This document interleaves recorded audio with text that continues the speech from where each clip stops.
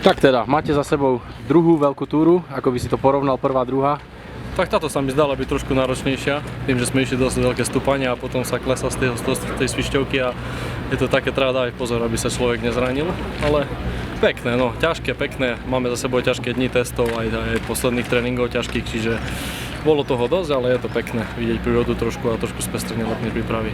Dnes na túre bola nejaká kríza, alebo to všetko išlo podľa plánu? Ani nie, snažíme sa stále to držať, aj keď sme trošku unavení v takej dobrej nálade a keď je náladička, tak to potom zbehne.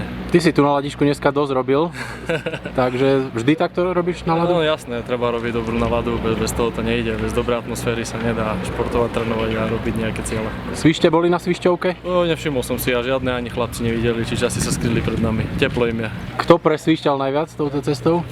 Ja si myslím, že Šeďo s Dudym a Štížom boli takí rýchlici. Opatera bola od českých spoluhráčov, vieme, že Česi a Tatry to je ťažká kombinácia. Ale u nich to neplatí, oni sú šikovní, dávali pozor. Takže na budúce si to zopakuješ aj po letnej príprave, teraz v lete No, ja chodím s rodinkou do Tatier, určite na také túry s malým synom, ale určite sa zúčastníme nejakej túry v Tatrách rodinnej. Dobre, ďakujem.